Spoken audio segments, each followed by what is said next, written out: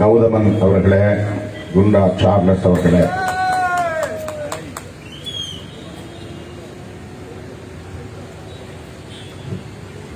இதர மாவட்ட பொறுப்பாளர்கள் ரமேஷ் கர்ணா அவர்களே, சம்பத் அவர்களே, சோ தமிழ் அவர்களே, சசிகுமார் அவர்களே, ராஜா அவர்களே, சின்னையன் அவர்களே மற்றும் நமது அரக்கோணம் சட்டமன்ற தொகுதியின் வெற்றி வேட்பாளர், கட்சியின் துணை பொதுச் செயலாளர் கௌதம சன்னா அவர்களே, இங்கு உரையாற்றிய திராவிட முன்னேற்ற கழகத்தின் மாவட்ட மருத்துவர் அணி செயலாளர் முகமது சயி அவர்களே, மனிதநேய மக்கள் கட்சியின் மாவட்ட கழக செயலாளர் முகமது அலி அவர்களே, மக்கள் அதிகாரத்தை சார்ந்த பொறுப்பாளர் மோகன் அவர்களே, ஒரு கட்சியின் மாநில பொறுப்பாளர்கள் ஆ பாலசிங்கம் அவர்களே, சங்கத்தமிழன் அவர்களே, அரசியல் குழுவின் மாநில செயலாளர் மதிப்பிற்குரிய அண்ணன் நீலவானத்து நிலவன் அவர்களே, வேலூர் பிலிப் அவர்களே, கவிதா சம்பத் அவர்களே, செய்தி தொடர்பு இணை செயலாளர் இணை செய்தி தொடர்பாளர் விக்ரமன் அவர்களே, தலைமை நிலைய செயலாளர் இளஞ்சேக்குவேரா அவர்களே, வழக்கறிஞர் சிவ செல்லப்பாண்டியன் அவர்களே, அமைப்பு செயலாளர் நீல சந்திரகுமார் அவர்களே, அன்புக்கரசி பிரபாகரன் அவர்களே,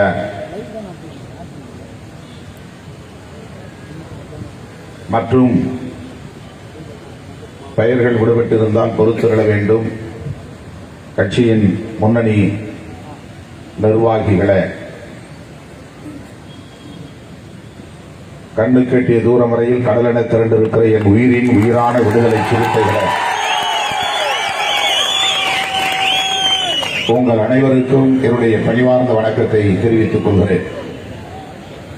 வழக்கமாக நாம் பகல் வேளையில் முற்பகல் வேளையில் ஆர்ப்பாட்டங்களை நடத்துவதுண்டு. ராணிப்பேட்டையில் மாலையில், இன்னும் சொல்ல போனால் இரவில் இதை நடத்திக் கொண்டிருக்கிறோம். தமிழ்நாடு முழுவதும் அனைத்து மாவட்ட தலைநகரங்களிலும் இன்று காலை 10 மணியில் இருந்து 12 மணி வரையில் இந்த கண்டன ஆர்ப்பாட்டங்கள் நடந்தேறியுள்ளன. நான் காலையில் சென்னையிலே நடைபெற்ற கண்டன ஆர்ப்பாட்டத்தில் பங்கேற்று உரையாற்றினேன். அந்த ஒரு ஆர்ப்பாட்டத்தில் மட்டுமே பங்கேற்றால் போதும் என்று நாம் எண்ணவில்லை. ராணிப்பேட்டையில் நடைபெறும் ஆர்ப்பாட்டத்திலும் நாம் பங்கேற்க வேண்டும் என்பதால் இந்த ஆர்ப்பாட்டத்தை மாலை வேளையில் நடத்த வேண்டும் என்று நான் வேண்டுகோள் விடுத்தேன்.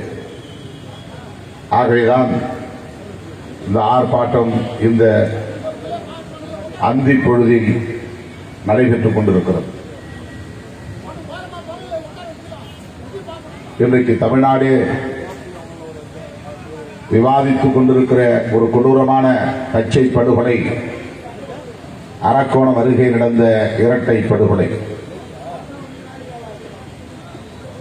தேர்தல் முடிவுகள் இன்னும் வெளிவரவில்லை. ஆனாலும் முடிவு அவர்களுக்கு தெரிந்துவிட்டது. அதனால் பயம் தொற்றிக் கொண்டது. ஆத்திரம் மேலோங்கி இருக்கிறது.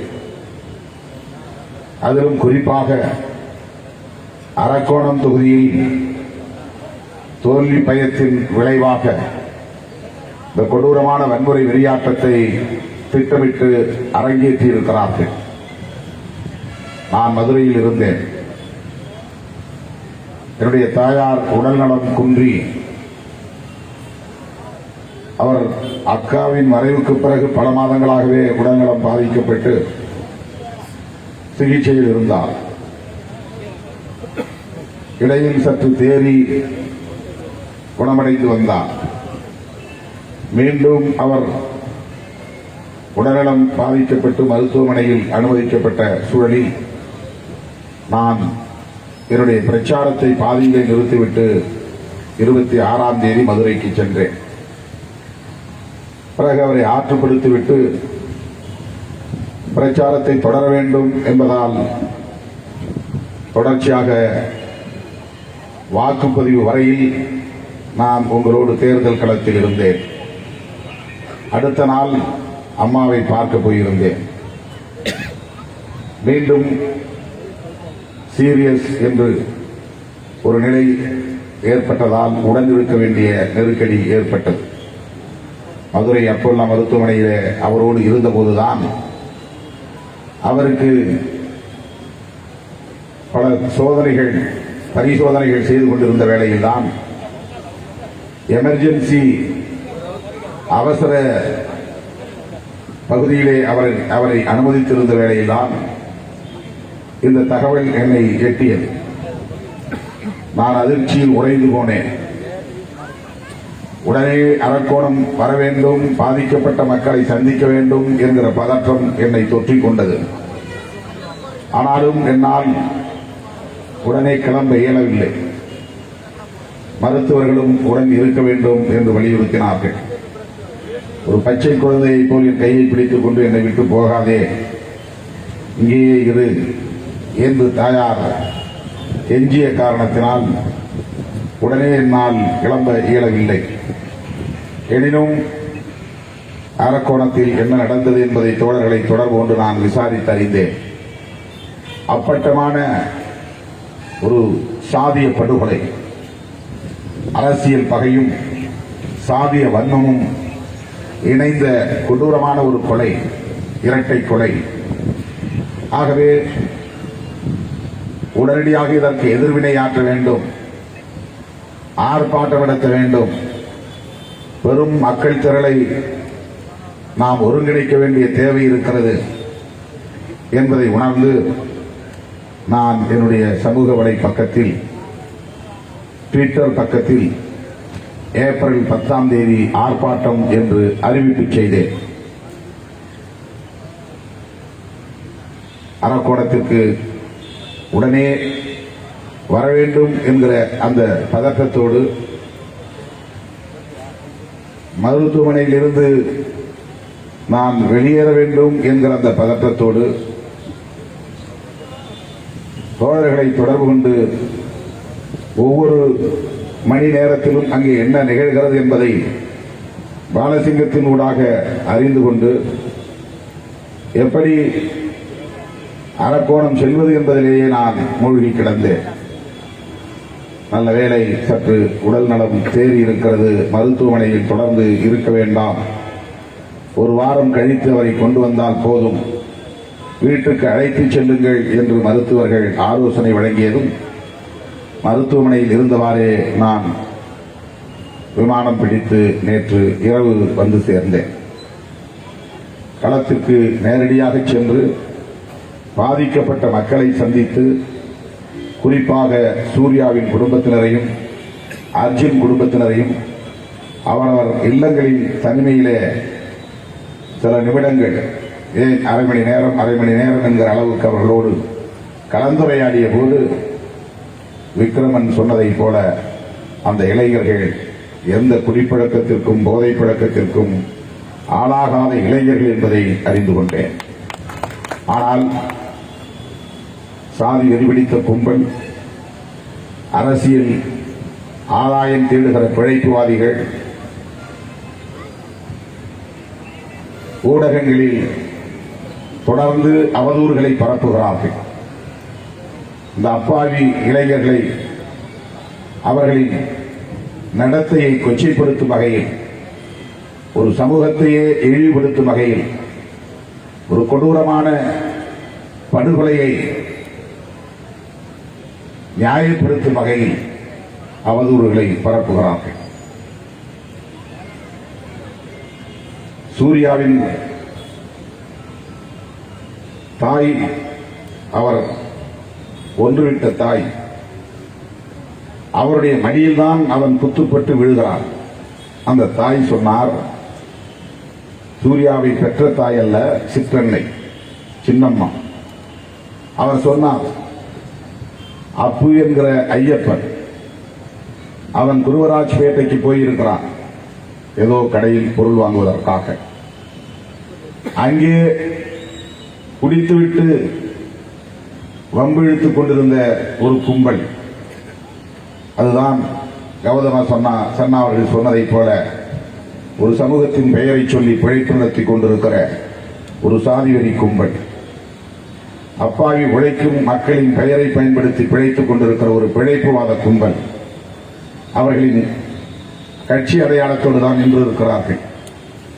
இவனை சந்தேகப்பட்டு யார் என்ன என்று கேட்டு அவன் ஊர் பெயரை சொன்னதும் என்ன சாதிக்காரன் என்று தெரிந்து, பானை சின்னத்திற்கு ஓட்டு கேட்டவன் தானே நீ என்று சொல்லி அவனைத்தான் முதலில் அடித்திருக்கிறார்கள். சூர்யாவையோ அர்ஜுனனையோ முதலில் அவர்கள் பார்க்கவில்லை. அப்பு என்கிற ஐயப்பன், அந்த சம்பவம் வெளியே வரவே இல்லை. புகார் கொடுத்தும் காவல்துறை வழக்கு பதிவு செய்யவே இல்லை. அது தனி கிரைம், அது ஒரு குற்றச் செயல். குருவராஜ்பேட்டைக்கு தனி ஆளாக போய்விட்டு வந்தவன். அவனை அவர்கள் சூழ்ந்து கொண்டு தாக்கியதும் சூர்யா என்கிற அந்த தம்பிக்கு, அவன் ஒன்றுவிட்ட பங்காளி குடும்பத்தை சார்ந்த அண்ணன், அந்த அப்புக்கு உடன் பிறந்த அண்ணன் அல்ல, சித்தப்பா பெரியப்பா மகன் என்கிற முறையில் அவன் அண்ணன். அவனுக்கு தொடர்பு கொண்டு அவன் தொலைபேசியிலே சொல்லியிருக்கிறான், இப்படி இவர்கள் என்னை சூழ்ந்து கொண்டு வம்பு இழுக்கிறார்கள், என்னை தாக்க முற்படுகிறார்கள் என்று. அவன் தொலைபேசியிலே சூர்யா என்பவன் யார் என்று பெயரை கேட்டு அவனுக்கே நேரடியாக தொலைபேசியில் தொடர்பு கொண்டு என்ன ஏன் இப்படி செய்கிறீர்கள் என்று பேசியிருக்கிறான். அதன் பிறகு சமாதானமாக போகலாம், தெரியாமல் நடந்துவிட்டது, வாருங்கள் என்று அவன் அழைப்பு விடுத்திருக்கிறான். அதன் அடிப்படையில் தான் சூர்யா தன்னுடைய நண்பர்களோடு ஒரு 4-5 பேரோடு அவன் அந்த இடத்திற்கு போயிருக்கிறான். ஆனால் அவர்களை காணவில்லை, வரச் சொன்னவர்களை காணவில்லை. 10-15 நிமிடங்கள் அங்கே இவன் காத்திருக்கிறான். அதன் பிறகு 2 வண்டிகளில் ஒரு கும்பல் வந்து இறங்குகிறது. சூர்யாவை என்ன ஏது என்றெல்லாம் கேட்கவில்லை, பேச்சுவார்த்தை எல்லாம் நடத்தவில்லை, சமாதானம் பேசவில்லை. வந்ததும் ஒருவன் சோடா பாட்டிலை எடுத்து ஓங்கி தரையிலே அடித்திருக்கிறான், இன்னொருவன் ஒரு கூர்மையான ஆயுதத்தை எடுத்து வயிற்றிலே குத்தி இருக்கிறான். வந்தவுடனே அந்த தாய், ஐயோ என் பிள்ளையை குத்திவிட்டார்களே என்று அவனை மடியிலே தாங்கி சாய்த்திருக்கிறான். அவன் கீழே தரையிலே விழுந்ததும் அவன் தலையிலே பாறாங்கல்லை தூக்கி போட்டு நசுக்கி இருக்கிறார்கள். இது குடிபோதையிலே நடந்ததா? சூர்யாவை இப்படி தாக்குகிறார்கள் என்கிற தகவல் பரவியதும் சோகனூரில் இருந்த அர்ஜுன் தன்னோடு இருந்த சில நண்பர்களோடு ஏதோ அங்கு சண்டை நடக்கிறதாம், வாருங்கள் என்று ஓடி இருக்கிறான். இவன் சோகனூரை சார்ந்த இளைஞன் என்று தெரிந்ததும் அந்த சாதி வெறி பிடித்த கும்பல், மணல் திருட்டு கும்பல், அவர்களையும் சேர்த்து தாக்க அர்ஜுன் சோகனூரை சார்ந்தவர் என்று தெரிந்து அவனை இருட்டு பக்கம் இழுத்துக் கொண்டு போய் கத்தியால் குத்தி அவனையும் கொலை செய்திருக்கிறார். இது எப்படி எதேச்சையாக நடந்த ஒரு வன்முறையாக கருத முடியும்? திடீரென்று ஆத்திரத்தில் நடந்த ஒரு வன்முறை என்று எப்படி இதை ஏற்க முடியும்? இரு தரப்பாருக்கு இடையிலே நடந்த வாக்குவாதத்தில் இது அரங்கேறிவிட்டது என்று எப்படி சொல்ல முடியும்? சற்று யோசித்து பாருங்கள். 2 பேருக்கு இடையிலே வாக்குவாதம் நடக்கிறது, சரி, வைத்துக் கொள்வோம். ஒருவேளை சாதி வெறியர்கள் சொல்லுவதைப் போல தலித் சமூகத்தை சார்ந்த அந்த அப்பு என்கிற இளைஞனே தவறு செய்தான் என்று கூட வைத்துக் கொள்வோம், அவனே முதலில் வம்பு இழுத்தான் என்று கூட வைத்துக் கொள்வோம். அதற்காக 2 பேரை படுகொலை செய்யக்கூடிய அளவுக்கு அங்கே என்ன நடந்தது? அவன் தன்னந்தனியாக மாற்றிக்கொண்டான். அவன் யாரையாவது அடித்தானா? அவன் யாரையாவது குத்தினானா? அவன் கைகளில் ஏதேனும் ஆயுதம் வைத்திருந்தானா? அல்லது அவனுக்காக பேசுவதற்கு சென்ற சூர்யா ஆயுதங்களோடு போனானா? சூர்யாவும் சூர்யாவுடைய நண்பர்களும் ஆயுதங்களோடு திரண்டு வந்தார்கள், எங்களை தாக்க முனைந்தார்கள், அதனால் நாங்கள் எங்களை தற்காத்துக் கொள்வதற்காக தாக்க வேண்டிய நிலை வந்தது என்று சொல்லுவதற்கு ஏதேனும் நியாயம் இருக்கிறதா? சூழல் இருக்கிறதா? அவன் வெறுங்கையோடு போனவன் தானே. ஏதோ தம்பியை அடிக்கிறார்கள், தெரிந்தவர்கள் தான் அடிக்கிறார்கள், சமாதானத்திற்கு கூப்பிடுகிறார்கள் என்று போனவன் தானே. அவனை சமாதானத்திற்கு அழைத்துவிட்டு அவர்கள் 15 நிமிடம் கழித்து திடுமென ஒரு கும்பலாக வந்தது ஏன்? 2 வண்டிகளில் 20 பேராக வந்து இறங்கியது ஏன்? ஆயுதங்களோடு வந்து இறங்கியது ஏன்? வெறுமனே 2 தரப்பார் உட்கார்ந்து நண்பர்கள் என்கிற முறையிலே தண்ணீர் அடித்து சாராயம் குடித்துக் கொண்டிருந்தால் எப்படி அவர்கள் கைகளில் ஆயுதம் இருக்கும்? ஏதோ ஆத்திரத்திலே பாட்டிலை உடைத்து குத்தினான், ஆத்திரத்தில் நிதானம் இல்லாமல் குத்திவிட்டான், இசகு பிசகாக குத்திவிட்டான், இப்படி குத்தினால் கொலை விழுந்துவிடும் என்கிற நிதானம் இல்லாமல் குத்திவிட்டான், குடித்துக் கொண்டிருந்த பாட்டிலால் குத்தினான் என்று சொன்னால் கூட அதில் நியாயம் இருக்கிறது. ஆனால் கூறிய ஆயுதங்களோடு வந்து வண்டியிலே இறங்கியது எப்படி? இது திட்டமிட்ட செயல் இல்லையா? படுகொலை செய்ய வேண்டும் என்ற உள்நோக்கம் இல்லையா? 2 பேருக்கு இடையில் நடந்த வாக்குவாதத்திற்கு 20 பேரை திரட்டுவது எந்த அடிப்படையில்? அப்பு என்கிற இளைஞன் தாக்கினானா? அல்லது சூர்யா அடியாட்களோடு போய் ஆயுதங்களோடு போய் அந்த இளைஞர்களை தாக்கி காயப்படுத்தினார்களா? அது உள்நோக்கம் இருக்கிறது. அதுதான் கிரிமினல் இன்டென்ஷன். குற்றம் செய்ய வேண்டும் என்கிற உள்நோக்கம் இருக்கிறது, கொலை செய்ய வேண்டும் என்கிற உள்நோக்கம் இருக்கிறது. அதற்கு என்ன காரணமாக இருக்க முடியும்? எது அடிப்படையாக இருக்க முடியும்? ஜனநாயக சக்திகள் தயவு கூர்ந்து இதை நிதானத்தோடு சீர்தூக்கி பார்க்க வேண்டும். விடுதலை சிறுத்தைகள் என்றாலே வன்முறையாளர்கள், சாதியவாதிகள், விடுதலை சிறுத்தைகள் சமூக விரோத சக்திகள் என்பதை போன்ற ஒரு தோற்றத்தை திட்டமிட்டு உருவாக்குகிறார்கள். சூர்யாவோ அர்ஜுனோ விடுதலை சிறுத்தைகள் கட்சியை சார்ந்தவர்கள் என்று நாங்கள் கிளைம் செய்யவில்லை. எங்கள் கட்சியின் உறுப்பினர்கள் என்று நாங்கள் சொல்லிக் கொள்ளவில்லை. மேலவேளவலை முருகேசனையும் முருகேசனோடு போனவர்களையும் 7 பேரை பட்ட பகலில் போலீஸ் முன்னிலையிலேயே கொடூரமாக வெட்டி படுகொலை செய்தார்கள். முருகேசனின் தலையை துண்டித்து கால்பந்து விளையாடுவதைப் போல அந்த தலையை எட்டி எட்டி உதைத்தே கொண்டு ஒரு பாழு கிணற்றிலே தள்ளினார்கள். கொடூரமான சாதி வெறி பிடித்த கும்பர்கள். அவன் திமுகவை சார்ந்த ஒரு உறுப்பினர் என்று நாங்கள் ஒதுங்கி நிற்கவில்லை. இது சாதியின் பெயரால் நடந்த ஒரு கொடூரமான வன்முறை விதியாற்றம். இதை கண்டிக்கிறோம் என்கிற பெயரில் அன்றைக்கு விடுதலை சிறுத்தைகள் 1997 தமிழ்நாடு தழுவிய மாபெரும் போராட்டத்தை முன்னெடுத்தது. சென்னை மாநகரம் திணறக்கூடிய வகையில் ஒரு மாபெரும் பேரணியை நடத்தியது. அப்படித்தான் சூர்யாவும் அர்ஜுனனும். அவன் விடுதலை சிறுத்தைகள் கட்சியை சார்ந்தவன் அல்ல, அவன் போதை பழக்கங்களுக்கு ஆளானவர்களும் அல்ல.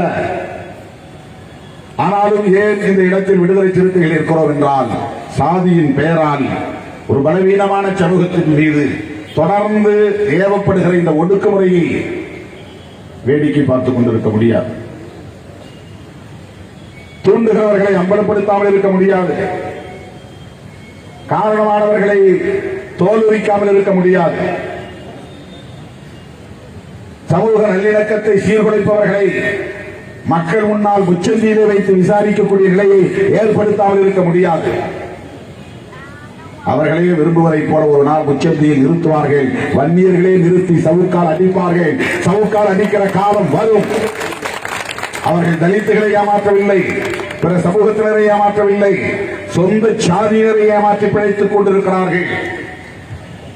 வன்னிய சமூகத்தை சார்ந்த ஜனநாயக சக்திகளே ஒரு நாளைக்கு அந்த கும்பலை முச்சந்தியிலே நிறுத்தி விசாரித்து சவுக்கால் அடிக்கிற காலம் வரும். விடுதலை சிறுத்தைகள் செய்யப் போவதில்லை, தலித்துகள் செய்யப் போவதில்லை. பாதிக்கப்படுகிற வன்னியர் சமூகத்தை சார்ந்த ஜனநாயக சக்திகளே அதை செய்யக்கூடிய காலம் கனியும்.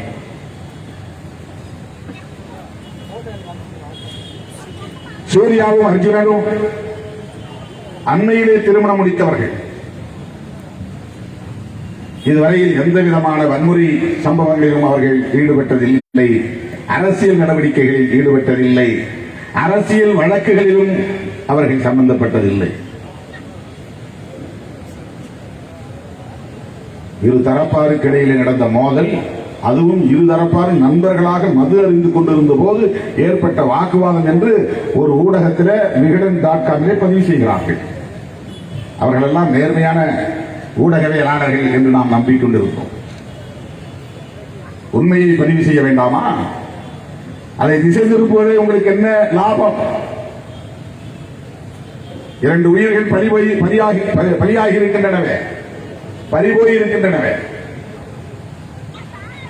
6 மாத கை குழந்தையோடு ஒரு இளம் பெண் இன்றைக்கு விதவையாய் நடுத்தருவில் இருக்கிறாளே, அவருடைய கனவுகள் இருள்மயமாகி இருக்கின்றனவே. இந்த 6 மாத குழந்தையின் எதிர்காலம் என்ன? கர்ப்பிணி பெண்ணாக இன்றைக்கு ஷாலினி, சூர்யாவின் மனைவி, திருமணமாகி சில வாரங்களே ஆகின்றன. கர்ப்பிணி பெண்ணாக இருக்கிறான், கர்ப்பமுற்று இருக்கிறான். அவருடைய எதிர்காலம் என்ன? வாக்குவாதமே நடந்திருந்தாலும் கூட இவ்வளவு கொடூரமாக கொலை செய்வதற்கு உங்களுக்கு எது அதிகாரம் தந்தது? அவன் தவறிழைத்தால், பிழை செய்திருந்தால், குற்றம் செய்திருந்தால் அவன் மீது நீ காவல்துறையிலே புகார் செய்யலாம், அவனை கைது செய்ய வைக்கலாம். சட்டத்தை கையில் எடுத்துக் கொள்வதற்கு உங்களுக்கு யார் அதிகாரம் கொடுத்தது? தண்டனை வழங்குவதற்கு உங்களுக்கு யார் அதிகாரம் கொடுத்தது? எப்படி இந்த கொடூரமான குற்றச் செயல்களை கூட உங்களால் நியாயப்படுத்த முடிகிறது? எப்படி இதை நீர்த்து போக செய்யக்கூடிய வகையில் அவதூறுகளை பரப்ப முடிகிறது? ஜனநாயக சக்திகளை சிந்தித்து பார்க்க வேண்டும். அரக்கோணம் சட்டமன்ற தொகுதியில் அடையாளம் தெரியாத ஒருவரை நிறுத்திவிட்டார்கள். சென்னையிலிருந்து வந்த ஒருவரை நிறுத்திவிட்டார்கள். எனவே இங்கு நான் படித்துக் கொண்டே ஜெயிப்பேன் என்று அதிமுக வேட்பாளர் சொன்னதாக கௌதம சர்மா சொன்னார். அவரும் ஒரு தலித். ஆனால் அவர் அதிமுக பாமக சாதிநெறி கும்பலோடு சேர்ந்து கொண்டு மணல் திருடுகிற மாஃபியா கேங் என்கிற அந்த கொண்டர்களின் வரிசையில் இடம்பெற்றிருக்கக்கூடிய ஒருவர். அவருக்கு அம்பேத்கரியம் தெரியாது, பெரியாரியம் தெரியாது, மார்க்சியம் தெரியாது. அவருக்கு இந்த ஒடுக்கப்பட்ட சமூகத்தின் விடுதலை குறித்த கனவு இல்லை. பெரியார் கண்ட கனவையோ அம்பேத்கர் கண்ட கனவையோ நனவாக்க வேண்டும் என்கிற தேவையில்லை. பதவிக்காக, பரிசுக்காக, தற்காலிக அரசியல் ஆதாயத்திற்காக ஒரு கொத்தடிமையாய் இன்னொரு கட்சியிலே போய் கிடக்கிறவர். எழு என்றால் எழுவார், படு என்றால் படுப்பார், உட்கார் என்றால் உட்காருவார், கை கட்டு என்றால் கை கட்டுவார். அப்படிப்பட்ட ஒரு கொத்தடிமையாக இன்னொரு கட்சியிலே கிடக்கக்கூடியவருக்கு தலித் சமூகத்தின் விடுதலை குறித்த கனவு எதுவும் இருக்காது. கௌதம சர்மா புரட்சியாளர் அம்பேத்கரின் கொள்கைகளை உள்வாங்கிய ஒரு சுய சிந்தனையாளர். அரக்கோணம் தொகுதியிலே வெற்றி பெற்றாலும் அவர் தமிழ்நாடு முழுவதும் இருக்கிற 234 தொகுதிக்கும் பாடுபடக்கூடிய பரந்த பார்வை உள்ளவர். இதுவரையும் ஒப்பிட முடியாது. எப்படியாவது வெற்றி பெற்றாக வேண்டும் என்கிற எண்ணம் நமக்கு இல்லை. அனைத்து தரப்பு மக்களின் நன்மதிப்பை பெற்று வெற்றி பெற்றாக வேண்டும். தனித்துவத்தோடு வெற்றி பெற்றாக வேண்டும். எல்லோரும் ஆதரித்து வெற்றி பெற்றாக வேண்டும். வன்னிய சமூகத்தை சார்ந்தவர்களின் வாக்குகளையும் பெற்று வெற்றி பெற்றாக வேண்டும். இதுதான் விடுதலை சிறுத்தைகளின் அணுகுமுறை. அவர்களின் அவதூறுகள் எல்லாம் இன்றைக்கு காற்றிலே பறந்து போய்விட்டது. என்னென்னவோ அவதூறுகளை பரப்பினார்கள். இன்றைக்கு நேற்றைக்கல்ல. 2001ஆம் ஆண்டு முதலாக நான் உதயசூரியன் சின்னத்திலே மங்களூர் தொகுதியில் போட்டியிட்ட போதே எனக்கு எதிராக அப்பட்டமான அவதூறை பரப்பிய கட்சிதான். ஏனென்றால் செல்லும் இடமெல்லாம் அவ்வளவு எழுச்சி, வரலாறு காணாத எழுச்சி. திருமாவளவன் வெற்றி பெற்று விடுவானோ என்று அஞ்சிய கும்பல் இவன் வெற்றி பெற்று விடக்கூடாது, தேர்தல் அரசியல் இந்த இயக்கம் அடியெடுத்து வைத்து நிலை பெற்றுவிடக் கூடாது என்பதற்காக அப்போதே முதலாக எனக்கு எதிரான அவதூறுகளை பரப்பினார்கள். திருமாவளவன் வன்னியர் சமூகத்து பெண்களுக்கு எதிராக பேசுகிறான். கோழைகள் எப்போதுமே அவதூறுகளை நம்புவார்கள், கொள்கைகளை நம்ப மாட்டார்கள், வதந்திகளை நம்புவார்கள், கோட்பாடுகளை நம்ப மாட்டார்கள், பொய் பரப்புரைகளை நம்புவார்கள். தம்முடைய கொள்கை கோட்பாட்டின் மூலம் வெல்ல முடியும் என்கிற தன்னம்பிக்கை இல்லாதவர்கள். அதனால்தான் எப்போதும் அவர்கள் கொள்கைகளை பேசுவதில்லை. அவன் பெண்களை கொச்சைப்படுத்தக்கூடியவன், இந்து சமூகத்தை இழிவுபடுத்தக்கூடியவன், இவன் வளர்ந்தால் நம் வீட்டு பெண்களுக்கு பாதுகாப்பு இருக்காது என்றைக்காவது அவர்கள் கொள்கையை மேடையிலே பேசி கேட்டிருக்கிறீர்களா? இல்லை என்றால் அவர்களால் பிஜேபியோடு போய் கூட்டணி சேர முடியுமா? எவ்வளவு ஆபத்தான ஒரு தீய சக்தி பாரதிய ஜனதா கட்சி. பாரதிய ஜனதா கட்சியோடு ஒருவன் கூட்டணி வைக்கிறான் என்றால் அவன் சமூக விரோதி என்று சொல்லலாம். அவ்வளவு மோசமான ஆபத்தான சனாதன கொள்கையை கொண்ட ஒரு இயக்கம். ஆட்சியில் இருக்கலாம், அது வேறு. ஆளுங்கட்சியாக மாறி இருக்கலாம், அது வேறு. அவை அனைத்தும் அவர்களின் அரசியல் சித்து விளையாட்டுகளால் செய்கிற சூது சூழ்ச்சி நடவடிக்கைகளால் செய்கிற விளையாட்டு. என்ன வேண்டுமானாலும் அத்துமீறி அவர்களால் செயல்பட முடியும், எந்த அநாகரிகத்தையும் அரங்கேற்ற முடியும், எந்த அருவருப்பான அரசியலையும் அவர்களால் செய்ய முடியும் என்கிற அளவுக்கு பொலிட்டிக்கல் மொராலிட்டியே இல்லாதவர்கள், அரசியல் நேர்மையே இல்லாதவர்கள். அரசியல் நேர்மையே இல்லாத ஒரு கட்சி பாரதிய ஜனதா கட்சி. பிற்படுத்தப்பட்ட மக்களுக்கு இடஒதுக்கீடு கொடுக்க கூடாது என்று எதிர்ப்பு தெரிவித்து இந்தியாவிலேயே மிகப்பெரிய வன்முறை விளையாட்டத்தை நடத்திய ஒரே கட்சி பிஜேபி. எப்படி ராமதாசால் பிஜேபியோடு கூட்டணி சேர முடிகிறது? எப்படி அதிமுகவை சார்ந்த எடப்பாடி பழனிசாமி அவர்களால் பிஜேபியோடு கூட்டணி சேர முடிகிறது? கொங்கு வேளாளர்களாக இருந்தாலும், வன்னியர் சமூகத்தை சார்ந்தவர்களாக இருந்தாலும், இதர பிற்படுத்தப்பட்ட அந்த சமூகத்தினருக்கு இடஒதுக்கீடு தரக்கூடாது என்று மண்டல் பரிந்துரையை நிறைவேற்றக்கூடாது என்று வெளியே வந்து வீதிக்கு வந்து போராடியது, வன்முறை விளையாட்டத்தை அரங்கேற்றியது இந்தியாவிலேயே ஒரே கட்சி பிஜேபி தான். அந்த பிஜேபியோடு கூட்டணி வைக்க எப்படி உங்களால் முடியும்? எப்படி முடிகிறது? சுயநலம்தான், தற்காலிக அரசியல் ஆதாயம்தான். திருமாவளவன் மண்டல் பரிந்துரையை எதிர்த்து போராடினார். விக்ரமன் சொன்னாரே நாயக் அவர்களை பற்றி, ராம்விலாஸ் பாஸ்வான் அவர்களை பற்றி, இந்தியா முழுவதும் உள்ள தலித் இயக்கங்கள், அம்பேத்கர் இயக்கங்கள் ஒன்று கூட மண்டல் பரிந்துரையை எதிர்த்து பேசவில்லை. வரவேற்றோம், ஆதரித்தோம். இதற்கு பிற்படுத்தப்பட்ட அனைத்து தரப்பை சார்ந்த உழைக்கும் மக்களுக்கு இடஒதுக்கீடு வேண்டும் என்பதை நாம் ஏற்றுக்கொண்டோம், மனப்பூர்வமாக ஏற்றுக்கொண்டோம். ஆனால் அன்றைக்கு பிஜேபியின் தலைவராக இருந்த அத்வானி என்ன செய்தார்? எஸ்சி எஸ்டி இடஒதுக்கீட்டை எதிர்த்து அவர் ரத யாத்திரை கிளம்பவில்லை. அவர் நடத்திய ரத யாத்திரை என்பது மண்டல் குழுவின் பரிந்துரையை நிறைவேற்றக்கூடாது என்று விபி சிங் அரசுக்கு எதிராக அவருடைய ஆட்சியையும் கவிழ்த்துவிட்டு ரத யாத்திரை என்கிற பெயரால் ஒரு ரத்த யாத்திரையை நடத்தினார்கள். பல்கலைக்கழக மாணவர்களை தூண்டிவிட்டார்கள். பிராமண சமூகத்தை சார்ந்த இளைஞர்கள் வீதிக்கு வந்து மண்டல் பரிந்துரையை நிறைவேற்றாதே, நடைமுறைப்படுத்தாதே என்று முழக்கமிட வைத்தார்கள். ஆத்திரமூட்டியவர்களை வன்முறைக்கு தூண்டிவிட்டார்கள். இதையெல்லாம் எண்ணி பார்க்க வேண்டாமா? இளம் தலைமுறையினருக்கு இந்த வரலாறு தெரியாமல் போகலாம். வன்னிய சமுதாயத்தை சார்ந்த இளம் தலைமுறையினருக்கு சுட்டிக்காட்ட விரும்புகிறோம். முதலியார் உள்ளிட்ட கொங்கு வேளாளர் உள்ளிட்ட அனைத்து இதர பொருட்படுத்தப்பட்ட மக்களின் இளம் தலைமுறையினருக்கு சுட்டிக்காட்டுகிறோம். இன்றைக்கு நீங்கள் பெறுகிற இந்த இடஒதுக்கீட்டுக்கு எதிரான வன்முறை விளையாட்டத்தை கட்டவிழ்த்து விட்ட கட்சி தான் பிஜேபி. அந்த பிஜேபியோடு தான் எடப்பாடி பழனிசாமியும் ராமதாசும் கூட்டணி வைத்துக் கொண்டு இன்றைக்கு குழம்பிக் கொண்டிருக்கிறார்கள்.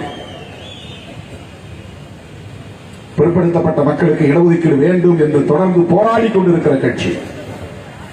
இதில் பிற்படுத்தப்பட்டவர்களுக்கு இடஒதுக்கீடு வேண்டும், தனியார் துறையிலும் இடஒதுக்கீடு வேண்டும், மருத்துவ கல்வியிலும் அதன் மத்திய தொகுப்பு இடங்களிலும் இடஒதுக்கீடு வேண்டும். யார் கேட்டது? ஒவ்வொரு மாநிலத்திலிருந்து மருத்துவக் கல்லூரி மொத்த இருக்கைகளில் 15% மத்திய தொகுப்புக்கு ஒப்படைக்க வேண்டும். 15%, 15%. சென்ட்ரல் பூல் என்று சொல்லப்படக்கூடிய அந்த மத்திய தொகுப்புக்கு 100 இடங்கள் இருந்தால் 15 இடம் கொடுத்தோம், 200 இடமா இருந்தால் 30 இடம் கொடுத்தோம், 1000 இடமா இருந்தாக்க 150 இடம் கொடுத்தோம். இருக்கைகளை அவ்வளவு இடத்திலும் SC/STக்கு இடஒதுக்கீடு உண்டு, ஆனால் OBCக்கு இடஒதுக்கீடு கிடையாது. ஓபிசி நாங்க இல்லைன்னு நினைக்கிறாங்க இருக்கக்கூடிய எம்பிசியா இருந்தாலும் பிசியா இருந்தாலும் ரெண்டும் சேர்ந்துதான் ஓபிசி. ஓபிசி ஏன் பேர் வருது? ஓன்னா அதர், பின்னா பேக்வர்ட் கிளாஸஸ். அதர் பேக்வர்ட் கிளாஸஸ்னா அப்ப யார் ஒரிஜினல் பேக்வர்ட் கிளாஸ்? SC/ST தான் original backward class. Originally backward classes schedule caste and schedule tribes. அதுதான் லீகலி சட்டப்பூர்வமான பொருத்தமான சொல்லானது. அதனாலதான் அவங்க அதர் பேக்வர்ட் கிளாஸ் இவங்களை ஷெட்யூல் பண்ணதுனால ஷெட்யூல் காஸ்ட். ஏற்கனவே புரட்சியாளர் அம்பேத்கர் அவர்கள் அரசமைப்பு சட்டத்தை எழுதக்கூடிய வாய்ப்பை பெற்றிருந்ததால் இந்தியா முழுவதும் உள்ள தாழ்த்தப்பட்ட அல்லது இந்த தலித் சமூகத்தினரை, பழங்குடி சமூகத்தினரை பட்டியல்படுத்தி விட்டார். இவங்களுக்கெல்லாம் கட்டாயம் இடஒதுக்கீட்டை அரசமைப்பு சட்டத்தின்படி வழங்க வேண்டும் என்பதை உறுதிப்படுத்துவதற்காக அதோடு அவர் நின்றுவிடவில்லை. அத்துடன் அவர் நின்றுவிடவில்லை.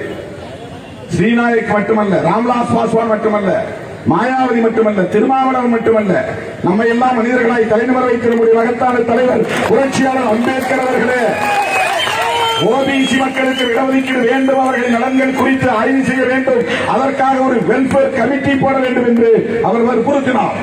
பண்டிட் ஜவஹர்லால் நேரு பிரதமராக இருந்த காலத்தில் தன்னுடைய அமைச்சர் பதவியை உதறி எறிந்துவிட்டு வெளியே வந்தார். அவர் அதற்கு சொன்ன காரணங்கள் 3.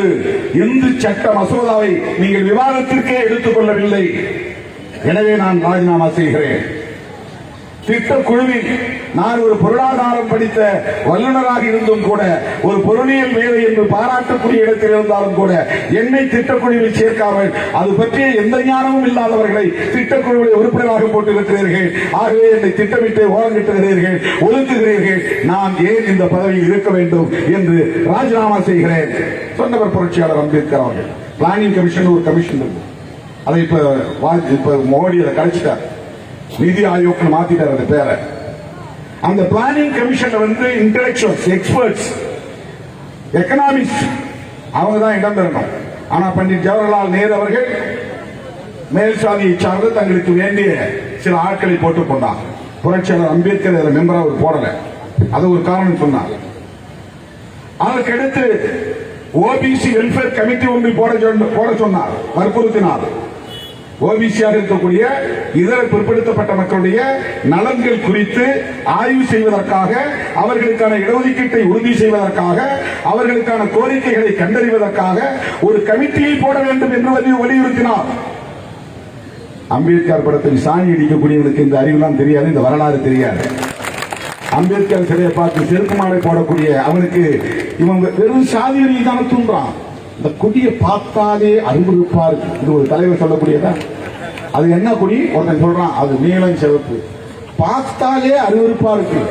இப்படிலாம் ஒரு தலைவன் தன்னுடைய தொண்டர்களை வழிநடத்துவார்களா? திருமாவளவன் இன்றைக்காவது இப்படி சொல்லிக் கொடுத்திருக்கிறானா?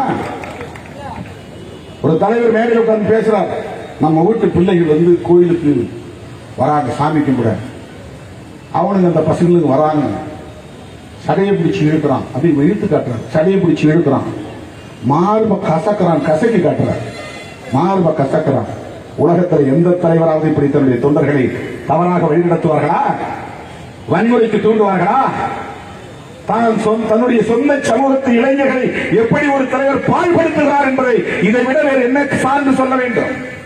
எவ்வளவு கேவலமான ஒரு அரசியல், எவ்வளவு கேவலமான ஒரு அரசியல். அங்கொன்றும் இங்கொன்றும் தவறுகள் நடக்கலாம், அதற்கு எப்படி ஒரு சமூகம் பொறுப்பாக முடியும்? ஒட்டுமொத்த அந்நிய சமூகத்தை நாங்கள் பொறுப்பேற்க சொல்லுகிறோமா? பாமக என்கிற கட்சிதானே இங்கு சாதியின் பெயரால் வன்முறை அரசியலை தொடர்ந்து விதைத்துக் கொண்டிருக்கிறது. தமிழ்நாட்டிலேயே, அதுவும் செல்வி ஜெயலலிதா அவர்கள் முதலமைச்சராக இருந்த காலத்தில் தமிழ்நாட்டிலேயே வேறு எந்த ஒரு அரசியல் கட்சியையும் சட்டமன்றத்திலே இது ஒரு வன்முறை கட்சி, தடை செய்யப்பட வேண்டிய கட்சி என்று சொன்னதில்லை. இன்றைக்கு சட்டசபை குறிப்பிட இருக்கிறது. இவர்கள் போய் எங்களை பார்த்து வன்முறை கட்சி, கட்ட பஞ்சாயத்து கும்பல், ரவுடிகள் என்று சொல்லுகிறார்கள். ஜெயலலிதா நான் கூட்டணி விட்டு வெளியே வந்த போது அவர் மென்மையாக சொன்னார், தம்பி திருமாவளவன் அவசரப்பட்டு இருக்கக்கூடாது, அரசியலில் பொறுமை தேவை என்று சொன்னார். நான் அந்த கூட்டணியை விட்டு வெளியேறி உள்ளாட்சி தேர்தலின் போது திமுக அணியிலே சேர்ந்த போது ஜெயலலிதா அம்மையாரிடத்திலே பத்திரிகையாளர்கள் கேட்கிறார்கள். ஆவேசப்படவில்லை. நாவலர் நெடுஞ்செழியன் போன்றவர்கள் கூட கட்சியை விட்டு வெளியேறிய போது அவர் சொன்னார், 4 பேர் வெளியேறிவிட்டார்களே என்று. அவர்கள் எல்லாம் உதிர்ந்த ரோமங்கள் என்று சொன்னார். நாவலர் நெடுஞ்செழியன் போன்றவர்களை கூட அப்படி விமர்சனம் செய்தார். ஆனால் திருமாவளவன் மீது அப்படி ஒரு விமர்சனத்தை ஜெயலலிதா அம்மையாரால் வைக்க முடியவில்லை. அணுகுமுறைதான் காரணம். அவருக்கு புரிகிறது யாரை எப்படி பார்க்க வேண்டும் என்பது. திட்டமிட்டு வன்முறையை தூண்டுகிறார்கள், சாதி வெறியை தூண்டுகிறார்கள் என்று பெயரை சொல்லி, ராமதாஸ் பெயரை சொல்லி சட்டமன்றத்திலே பேசியது இன்றைக்கும் அவை குறிப்பில் இருக்கிறது. தடை செய்யப்பட வேண்டிய கட்சி என்று சொன்னார். தமிழ்நாட்டில் வேறு எந்த கட்சிக்காவது இப்படி ஒரு அமைப்பெயர் உண்டா? விடுதலை சிறுத்தைகள் மீது அப்படி யாராவது சொல்லிவிட முடியுமா? வெறும் அவப்பெயர், வெறும் அவதூறு ஓட்டுக்காக எங்கள் மீது. எந்த இடத்தில் நான் வன்முறையை தூண்டியிருக்கேன். நேற்று கூட கௌதமம் வந்து நான் போன உடனே மைக்கு பிடிச்சு காவல்துறை எங்களை பிரிக்க பார்க்கிறது, தக்க மைக்க போடுங்க, ப்ரோவோக்கிங் ஸ்பீச்லாம் பண்ணாதீங்க. காவல்துறை அப்படி இருப்பாங்க, உனக்கும் தெரியும் எனக்கும் தெரியும். மாசுல பேசக்கூடாது. எமோஷனலா இருக்கிறாங்க, 2 பேர் கொலை செய்யப்பட்டிருக்கிறாங்க. ஜனங்க ஆவேசமா திடீர்னு காவல்துறைக்கு எதிராக பாய்ச்சா அது வன்முறையாகும். இதுதான் திருமாவளவன். இப்படிதான் நான் என்னுடைய தோழர்களை வழிநடத்துகிறேன். எந்த இடத்தில் வன்முறையை தூண்டுபடி நான் இதுவரையில் யாரையும் வழிநடத்தியதில்லை. அது எனக்கு ரத்தத்தில் ஊறி போயிருக்கு. கொடுமையை எதிர்த்து போராடக்கூடிய போர்க்கொடும் தேவை.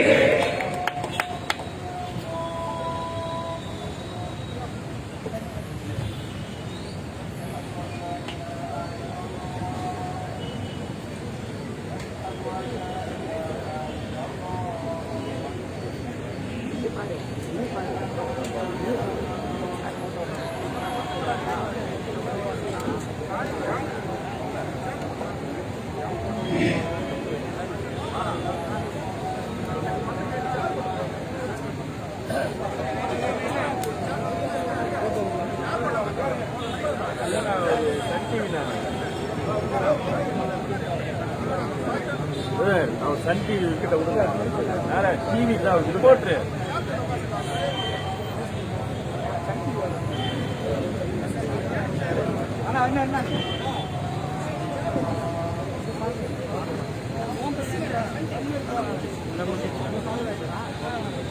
கொடுமைகளை எதிர்த்து போராடக்கூடிய போர்க்குணம் தேவை.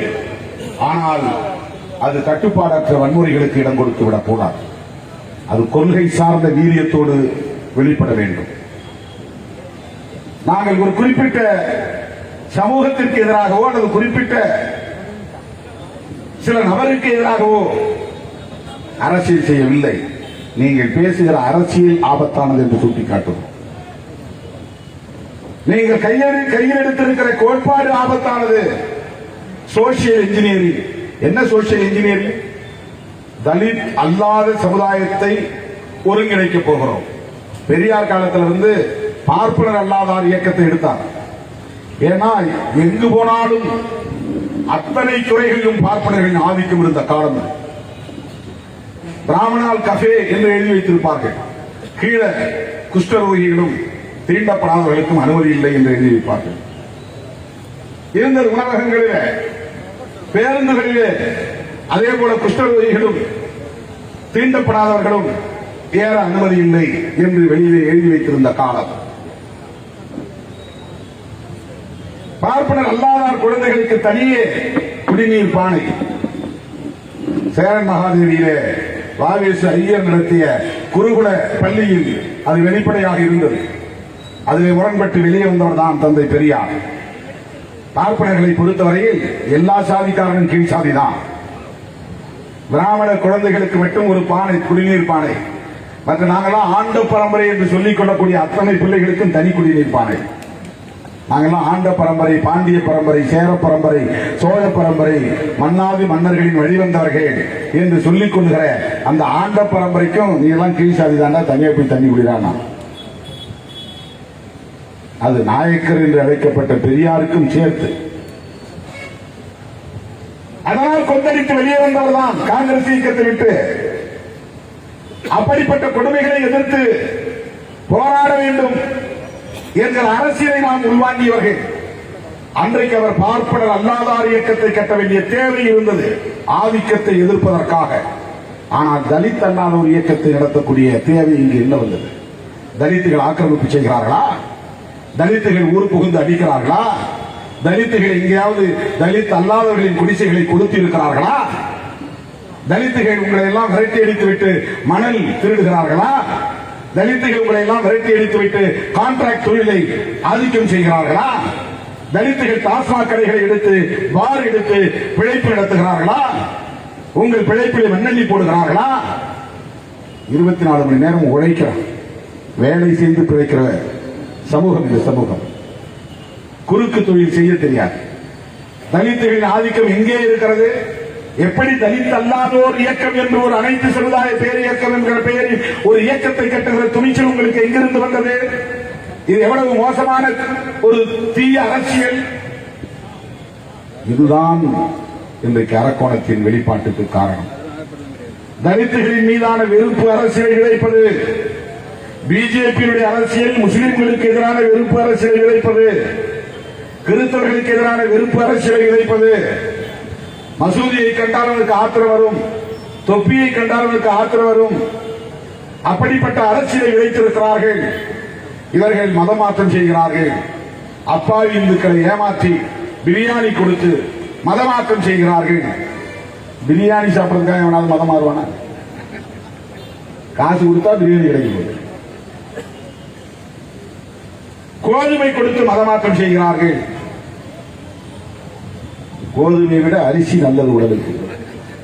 அரிசி சோற்றை விட கோதுமையில பெரிய சத்துள்ள உணவா? கோதுமைக்காக ஏமாந்து மதமாற்றம் செய்வதற்கு, மதம் மாறுவதற்கு. இது பிஜேபி அரசியல். ஏன்னா அவனுக்கு இப்ப யாரை எதிர்த்து போறாங்க? பாகிஸ்தான் சொல்லி பார்த்தா ஒண்ணு எடுபடல.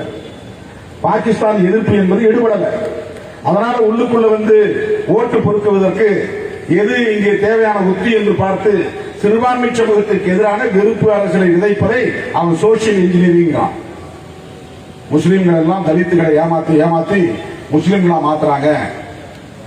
கிறிஸ்தவர்கள் எல்லாம் பைபிளை கொடுத்து படிக்க வச்சு கிறிஸ்தவர்களா மாற்றுகிறார்கள். அதனால் அவர்களை நாம் எதிர்க்க வேண்டும். நான் கேட்கிறேன், சூர்யாவும் அர்ஜுனும் முஸ்லிம்களா அல்லது கிறிஸ்தவர்களா? எங்கே போனார்கள் இந்த வெங்காயங்கள்? இந்து காவலர்கள் என்று சொல்லிக் கொள்கிற வெங்காயங்களை எங்கே போனீர்கள்? தேர்தலுக்கு முந்தி வரையிலும் வாய்க்கிலேயே பேசினார்கள். இந்துக்களின் காவலர்கள் நாங்கள் தான். திருமாவளவன் இந்துக்களின் விரோதி. அர்ஜுன் என்கிற இந்துக்காக வந்து நிற்பவர்கள் விடுதலை சிறுத்தைகள் தான். சூர்யா என்கிற இந்துக்காக களத்தில் இருப்பவர்கள் விடுதலை சிறுத்தைகள் தான். மூடர்களே, எவ்வளவு நாளைக்கு இந்த மக்களை ஏமாற்றிக் கொண்டிருப்பீர்கள்? யாரை எரிக்க பார்க்கிறீர்கள்? என்னைக்காவது பிஜேபி காரன் தலித்துகளுக்கு எதிரான வன்கொடுமையை எதிர்த்து ஒரே ஒரு போராட்டம் நடத்தியிருக்கிறாரா? படுகொலைகளை கண்டித்து ஒரு அறிக்கை வெளியிட்டு இருக்கிறானா? நம்முடைய அறிக்கை அடுத்து சிபிஎம் கட்சி, மார்க்சிஸ்ட் கம்யூனிஸ்ட் கட்சி அறிக்கை வெளியிட்டது. இந்திய கம்யூனிஸ்ட் கட்சி அறிக்கை வெளியிட்டது. திராவிட முன்னேற்ற கழகம் கண்டித்து அறிக்கை வெளியிட்டிருக்கிறது. இஸ்லாமிய கட்சிகள், மனிதநேய மக்கள் கட்சி, எஸ்டிபிஐ, இந்திய தௌஹீத் ஜமாத், தமிழ்நாடு தௌஹீத் ஜமாத் போன்ற இயக்கங்கள் கண்டித்து அறிக்கையை வெளியிட்டிருக்கின்றன. தமிழ் தேசிய அமைப்புகள், மக்கள் அதிகாரம் போன்ற சில மார்க்சிய லெனினிய அமைப்புகள் கண்டித்து அறிக்கை வெளியிட்டிருக்கின்றன. காங்கிரஸ் பேரியக்கம் கண்டித்து அறிக்கை வெளியிட்டிருக்கிறது. மறுமலர்ச்சி திராவிட முன்னேற்ற கழகத்தின் தலைவர் வைகோ கண்டித்து அறிக்கை வெளியிட்டிருக்கிறார். ஏன் பிஜேபி கண்டித்து அறிக்கை வெளியிடவில்லை? ஏன் அதிமுக கண்டித்து அறிக்கை வெளியிடவில்லை? பதில் சொல்ல முடியுமா? எங்கள் கட்சிக்கு சம்பந்தமில்லை என்று சொல்லுகிற மருத்துவர் ராமதாஸ் அவர்களே, மனிதநேயம் இருந்தால், நெஞ்சிலே ஈரம் இருந்தால், ஈவி இரக்கம் இருந்தால், உண்மையிலேயே மனசாட்சி இருந்தால் கண்டித்து அறிக்கை வெளியிடுங்கள். எங்களுக்கும் அந்த படுகொலைக்கும் சம்பந்தம் இல்லை, அந்த குடும்பத்தை சார்ந்தவர்களுக்கு நான் ஆழ்ந்த இரங்கலை தெரிவித்துக் கொள்கிறேன் என்று வெளிப்படையாக ஏன் உங்களால் அறிக்கை வெளியிட முடியவில்லை? முடியாது. சாதி வெறி, அரசியல் ஆதாயம் தேடுகிற அற்ப அணுகுமுறை, முடியாது. என்றைக்காவது விட்டதுண்டா? 2 பேருக்கு இடையே நடந்த வாக்குவாதம் முற்றி கொலையில் முடிந்து விட்டது என்று சொன்னால் அந்த கொலையை மூடி மறைக்கிற முயற்சி அல்ல இது. அந்த இளைஞர்களின் நடத்தையையும் கேவலப்படுத்துகிற ஒரு முயற்சி. கொலை செய்ய வந்த 20 பேரும் குடிச்சிருந்தான். இந்த 2 பேர் செத்திருந்தால போஸ்ட்மார்ட்டம் பண்ணாங்கல்ல, போஸ்ட்மார்ட்டம் ரிப்போர்ட்ல அவர்கள் சாராயம் குடித்திருந்தால் கட்டாயம் தெரியும். முதல்ல அவன் போஸ்ட்மார்ட்டம் பண்ணுவான், ஸ்டொமக்க தான் பார்ப்பான். வயிற்ற பறந்த உடனே இறைப்பைக்குள்ள என்ன இருக்கு பார்ப்பான். ஆல்கஹால் குடிச்சிருந்தா ஆல்கஹால் நீங்கிருக்கும். ஒரு 1/2 லிட்டர் குடிச்சிருந்தா 100 ml குடிச்சிருந்தா கூட ஒரு 5-10 ml ஆல்கஹால் இருக்கும். அதை எடுத்து அவன் டெஸ்ட் பண்ணாக்கா ஆல்கஹால் தெரியும். அறிவியல் பூர்வமாக நிரூபிக்க முடியும்.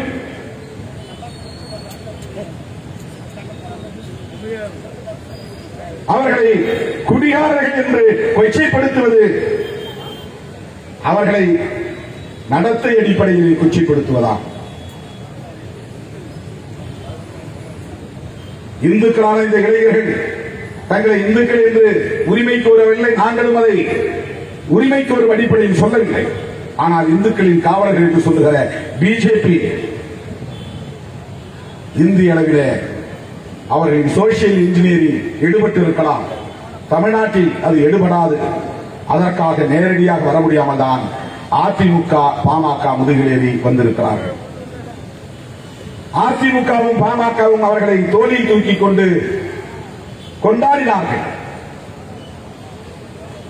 ஏற்கனவே அவர்கள் தலித் வெறுப்பு அரசியலை விதைத்திருந்ததன் விளைவாகத்தான் பானை சின்னத்திற்கு ஓட்டு கேட்டவர்கள் என்கிற அடிப்படையிலே அப்புவை தாக்க முனைந்து அதை ஏன் என்று கேட்க சென்ற சூர்யாவை குத்தி கொன்று அவனை காப்பாற்றுவதற்காக ஓடிய அர்ஜுனனையும் குத்தி படுகொலை செய்து ஒரு வன்முறை வெறியாட்டத்தை அவர்கள் அரங்கேற்றி இருக்கிறார்கள் என்றால் மனசாட்சியோடு அதை கண்டித்திருக்க வேண்டும்.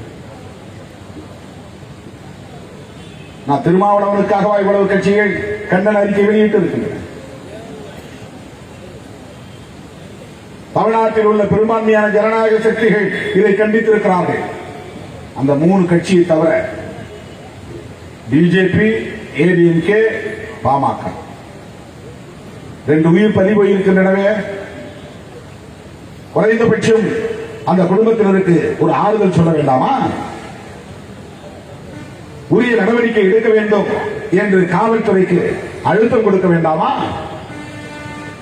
ஆந்திராவிலே, தெலுங்கானாவிலே அந்த சட்டத்தை நடைமுறைப்படுத்துவதோடு மட்டுமில்லாமல் இந்த மாதிரியான படுகொலை நடந்தால் உடனடியாக தமிழக ஆந்திர அரசின் சார்பில், தெலுங்கானா அரசின் சார்பில் கூடுதல் தொகை 5 லட்சம், வன்கொடுமை தடுப்பு சட்டத்தின் அடிப்படையில் 8.5 லட்சம் இழப்பீடாக வழங்க வேண்டும் என்று அந்த சட்டம் சொல்கிறது.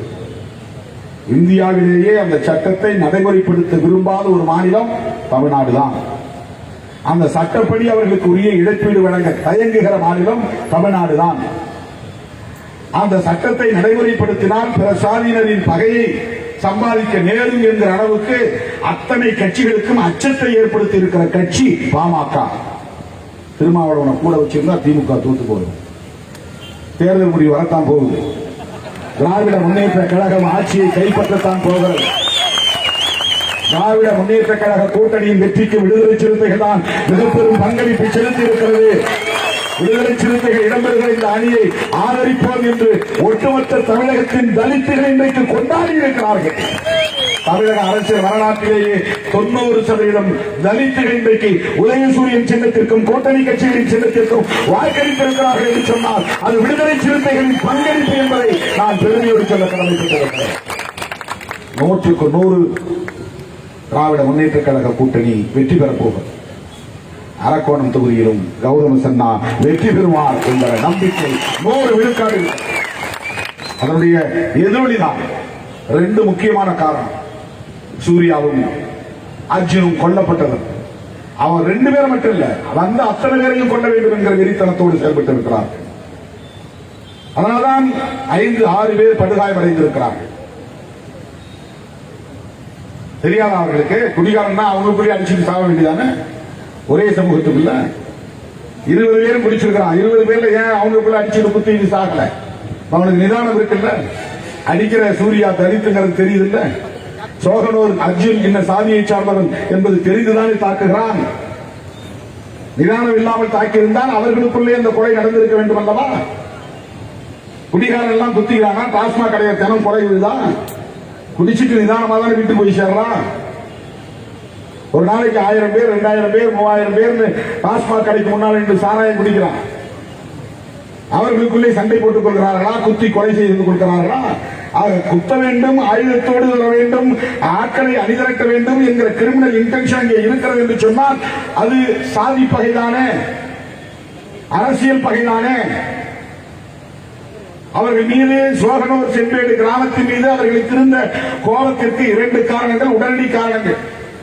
அடிப்படை காரணங்கள் அவர்கள் தலித்துகள் என்பது. அடிப்படை காரணங்கள் பாமக விதைத்திருக்கிற தலித் வெறுப்பு அரசியல். அடிப்படை காரணங்கள் சாதிய பாகுபாடுகள், சனாதன கோட்பாடுகள். இதெல்லாம் அடிப்படை காரணம், நீண்ட காலமாக இருக்கக்கூடிய காரணம். சமூக கட்டமைப்பில் இருக்கக்கூடிய பேசிக் ஃபேக்டர்ஸ். அது அடிப்படை காரணிகள். முதன்மை காரணிகள், உடனடி காரணிகள் என்னன்னா, அந்த கிராமத்து வழியா இவன் வந்து மணல் லாரி எடுத்துட்டு போறான்.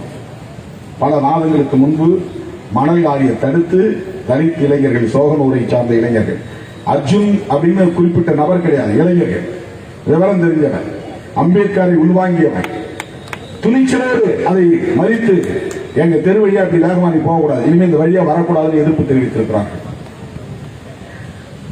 அக்கப்பக்கத்து கிராமத்தை சார்ந்த குருவராஜ்பேட்டை, பெருமாள்ராஜ்பேட்டை கிராமத்தை சார்ந்த சாதி வெறியர்கள் இருசக்கர வண்டியிலே அந்த சோகனூர் காலனியை கடந்து செல்கிற போது அதிவேகமாக செல்வது உண்டு. பெண்கள், குழந்தைகள் அச்சப்படக்கூடிய அளவுக்கு. அப்ப வரிச்சு இந்த வழியை இப்படிதான் நீ 2 வீலர் வேகமாக போகக்கூடாது எச்சரித்திருக்கிறார். இது ஒரு காரணம், உடனடி காரணம், பகைக்கு காரணம். இரண்டாவது, எந்த செலவு செய்யல. எனக்கு தெரிந்து தமிழ்நாட்டிலேயே ஓட்டுக்கு பணம் கொடுக்காத ஒரே வேட்பாளர் கௌதம சன்னாதான். நம்ம கட்சி 6 தொகுதியும் பணம் கொடுக்கல. அங்க இங்க ஒருத்தர் 100 ரூபாய் 200 ரூபாய் கூட கொடுத்திருக்கோம். நம்ம ஆளுங்க கூட தனிப்பட்ட முறையில. நம்ம கட்சி காசு கிடையாது, ஒரு பைசா கூட. நான் சொன்ன 6 பேரையும் கூப்பிட்டு சொன்னேன், யாரும் ஓட்டுக்கு காசு கொடுக்க கூடாது. இருந்தா கூட இருக்கிறவங்களுக்கு நல்ல சாப்பாடு கொடுங்க, அவளை பட்டினி போடாதீங்க. அதை துணிந்து நான் ஒரு பைசா கூட கொடுக்க மாட்டேன் என்று சொன்னது மட்டுமல்ல, நீங்களே எனக்கு தேர்தல் செலவுக்கு பணம் கொடுங்கள் என்று மக்களிடத்தில் தேர்தல் நிதியை திரட்டி அதை வைத்து வாக்கு சேகரித்த ஒரு வேட்பாளர், வெற்றி வேட்பாளர் கௌதம சன்னா. இதுதான் அவங்களுக்கு எரிச்சல் தருது.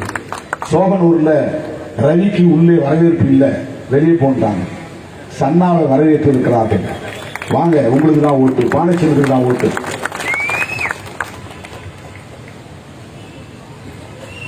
பாமக ஆதரிக்கக்கூடிய அதிமுக வேட்பாளருக்கு வரவேற்பு இல்லை. கோடி கோடியாய் பணத்தை கொட்டி இறைக்கக்கூடிய அதிமுக வேட்பாளருக்கு வரவேற்பு இல்லை. ஓட்டுக்கு 500 ரூபாய் கொடுக்கக்கூடிய அதிமுக வேட்பாளருக்கு, மணல் திருட்டு கும்பலுக்கு வரவேற்பு இல்லை. என்னால் ஒரு பைசா கூட தர முடியாது, நீங்க தான் என் செலவுக்கு காசு கொடுக்க வேண்டும் என்று கேட்ட வேட்பாளர் கௌதம சின்னாவுக்கு பூர்ண கும்ப வரவேற்பு, ஆரத்தை எடுத்த வரவேற்பு. இதுதான் அவர்களுக்கு எரிச்சல். இதுதான் எரிச்சல். ஏற்கனவே மணல் லாரியை கிராமத்திற்குள்ளே நுழையவிடக் கூடாது என்று தடுத்தது ஒரு காரணம். பானை சின்னத்திற்கே எங்கள் வாக்கு என்று தீவிரமாக களப்பணியாற்றி 6 மாத கைக்குழந்தையை தோளில் தூக்கிக் கொண்டு எங்கள் சின்னம் பானை சின்னம், எங்கள் சின்னம் பானை சின்னம் என்று முழக்கமிட்ட அர்ஜுன். அது இன்னொரு உண்மையை நான் சொல்லணும். 2 பேர் வீட்டுக்கு நான் போனேன். 2 பேர் வீட்டில் நுழைந்த உடனே திராவிட முன்னேற்ற கழக தலைவர் அண்ணன் ஸ்டாலின் படம் போட்ட காலண்டர் மாட்டிருந்துச்சு. இந்த கட்சியை சார்ந்த உறுப்பினர்களோ இல்லையோ, ஆனால் திராவிட முன்னேற்ற கழகத்தின் காலண்டர் 2 பேர் வீட்டில் இருந்துச்சு.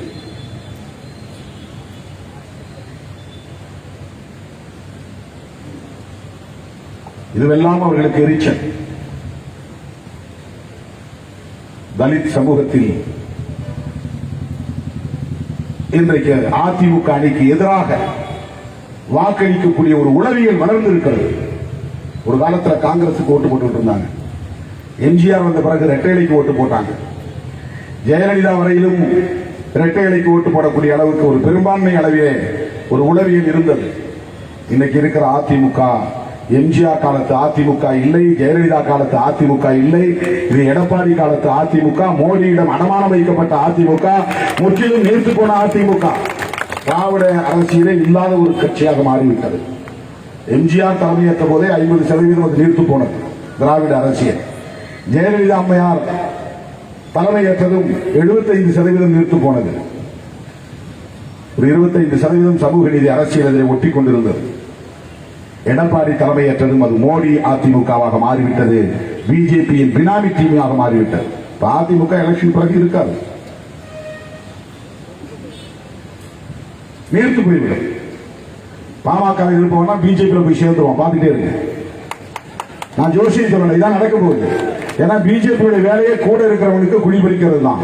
அந்த கட்சியில யாரு ஸ்மார்ட்டா இருக்கிறானா அவனுக்கு உள்ள தூக்குவான். கொங்கு வேளாளர் பகுதிகளில் அதிமுகவை சேர்ந்தவங்க பூரா பிஜேபி மஃப்ளர் போட்டுக்கிட்டு காவி உடையல் தான் ஓட்டே கேட்டிருக்காங்க. ரெட்டையிலையை தூக்கி போட்டு தாமரப்பூவை கையில தூக்குறான். அவன் மக்கள்கிட்ட போய் கொள்கையை சொல்லி சேர்க்க முடியாது. பிழைப்புவாதிகளை விலைக்கு வாங்கி வலிமையை பெருக்கக்கூடிய ஒரு உத்தி பிஜேபி உத்தி. நிதிஷ்குமார் கட்சி அப்படிதான் பாழாக்கி இருக்கிறாங்க.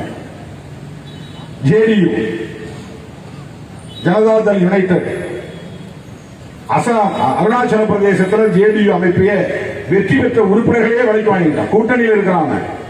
அந்த கட்சியுடைய தலைவரை தவிர மற்ற உறுப்பினர்கள் கூட விலைக்கு வாங்கிட்டாங்க. அதுதான் பிஜேபியுடைய கல்ச்சர்.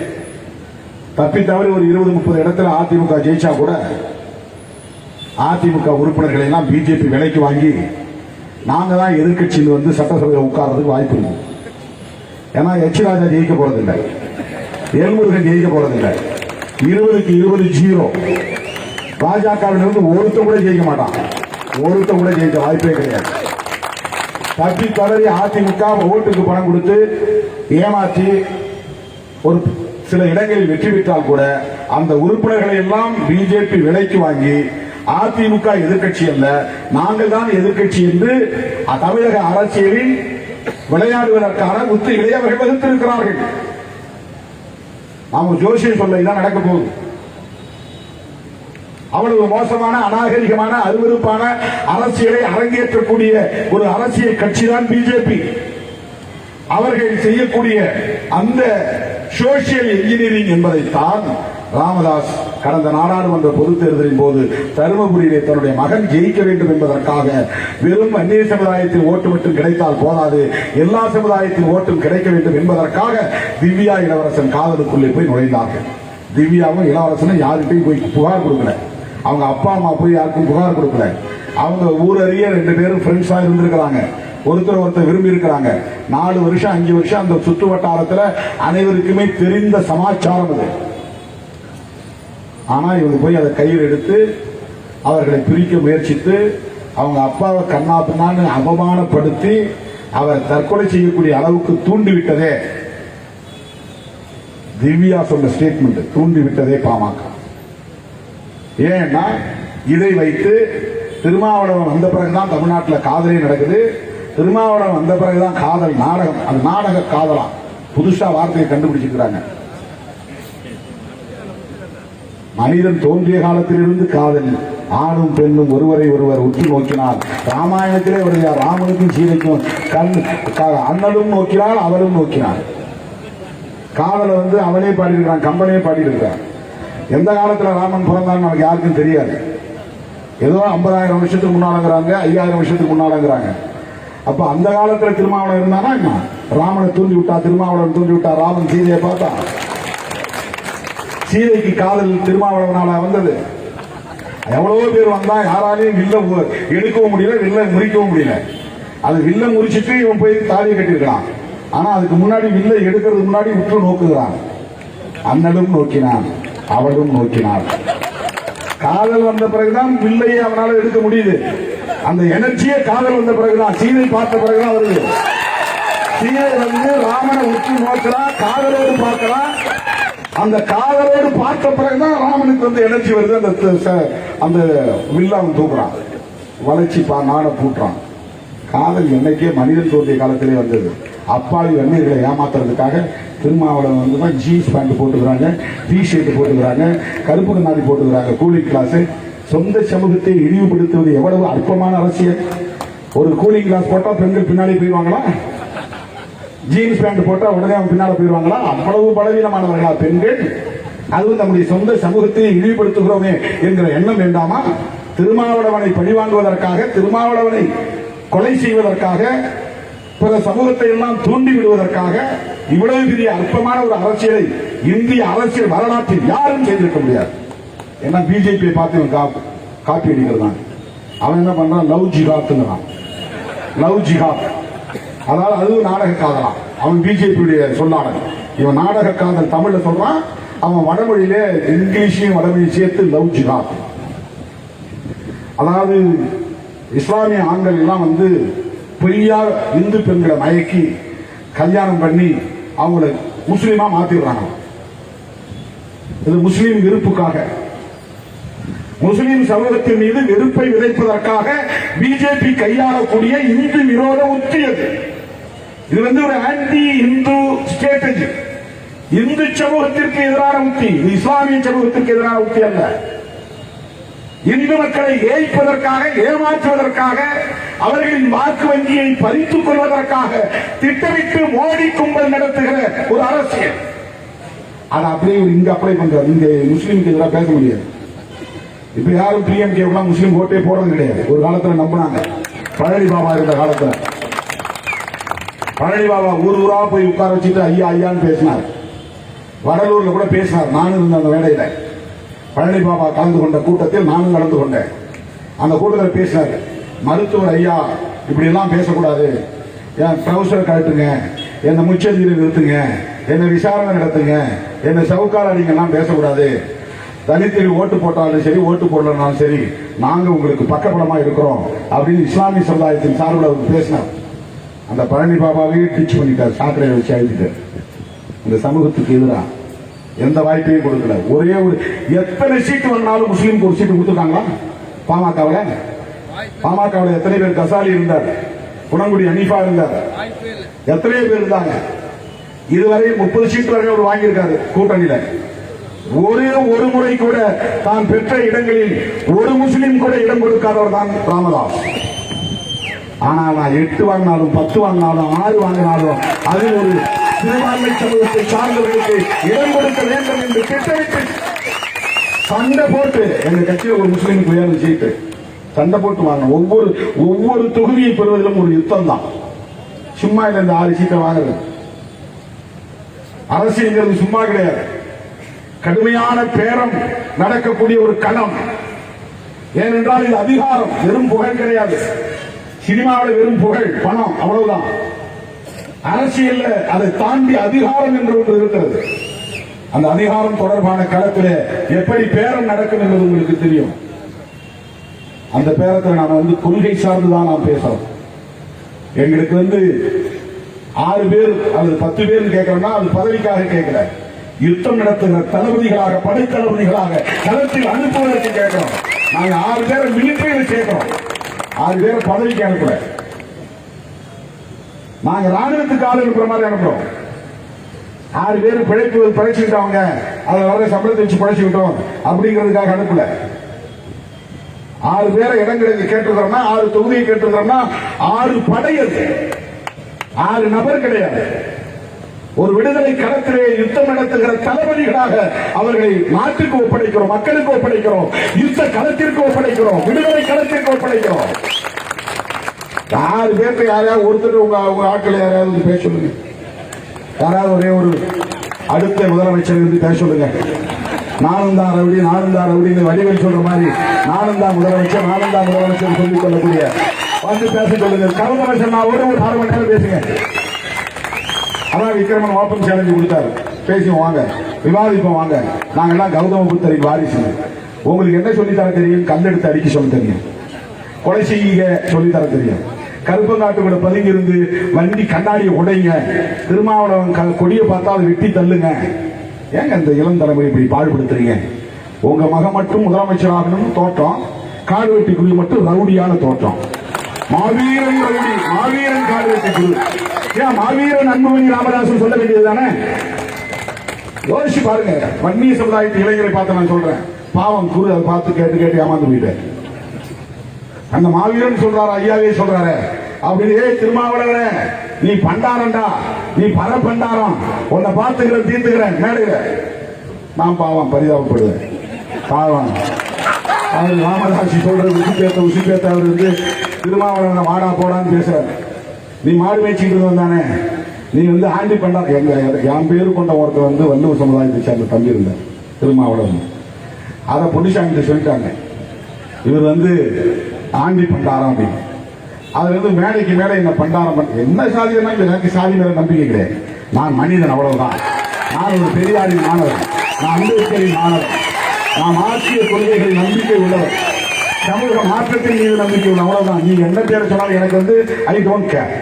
நீ என்ன வேணாலும் பேச. உனக்கு வந்து இழி புத்தி இருந்தா நீ இழிவா பார்ப்ப, உனக்கு கீழ்த்தரமான புத்தி இருந்தா ஒருத்தரை கீழ்த்தரமா பார்ப்ப. நான் எல்லோரையும் சமமாக பார்க்கக்கூடியவன், உயர்வாக மதிக்கக்கூடிய, எனக்கு அதை பத்தி கவலை இல்லை. ஆனா அவர் மறைந்துட்டார், பாவம், அவரை பத்தி சொல்லக்கூடாது. எத்தனை மேடைகள் பார்த்துக்கலாமா, மோதி பார்க்கலாமா? நீ பண்டாரப்ப சாதியை சொல்லி ஏன்னா இவர் அப்படி உசுப்பேத்தது மேடையில். மகனை மட்டும் முதலமைச்சராக காட்டுறது அடுத்த முதலமைச்சர், ஆனா கார்வெட்டி குறிவை வந்து ரவுடியா காட்டுறது. இன்னைக்கு அந்த சமூகத்தை இளைஞர்களை தூண்டிவிட்டு இப்படி வந்து அரசியல் பேசினா அவனுக்கு வந்து கோபம் வருது. ஏன் எதுக்காக வந்து இப்ப சூரியனை கொண்டாக்க கேளுங்க, காரணம் சொல்லுங்க. அவனே கேளுங்க, குத்தி கொன்றவனே சொல்லட்டும் காரணம் ஏதாவது. என்னை இழிவா பேசிட்டான், அல்லது அவன் அறிவாளர் எடுத்து வந்து என்ன வெட்ட வந்துட்டான், அதனாலதான் நான் வந்து ரிட்டாலியேட் பண்ண பதிலடி கொடுத்தேன், என்ன தற்காத்துக் கொள்வதற்காக நான் தாக்க வேண்டியிருந்தது சொல்லுங்க. நிதானம் இல்லாம செஞ்சுட்டேன் சொல்லுவானா? தெரிஞ்சுதானே செய்யறான், 20 பேரை திரட்டிதானே செய்யறான், ஆயுதங்களோடு வந்துதானே செய்யறான், அவன் தலித்து தெரிஞ்சுதானே கொலை செய்யறான். இந்த வெறுப்பு எங்கிருந்து வந்தது? உடைய சொந்த சமூகத்தை சார்ந்த இளைஞர்களை, அவன் படித்து பட்டம் பெற்று நல்ல வாழ்க்கையை தேட வேண்டிய அந்த இளைஞர்களை வெறும் சாதி வெறியை தூண்டிவிட்டு ஒரு சமூகத்திற்கு எதிரான வன்முறையாளர்களாக மாற்றுவது எந்த விதத்தில் நியாயம்? இதைத்தான் நாங்கள் கேட்கிறோம். நான் வாதாடுவது தலித்துகளுக்காக அல்ல, அப்பாவி வன்னிய இளைஞர்களுக்காக வாதாடுகிறேன்.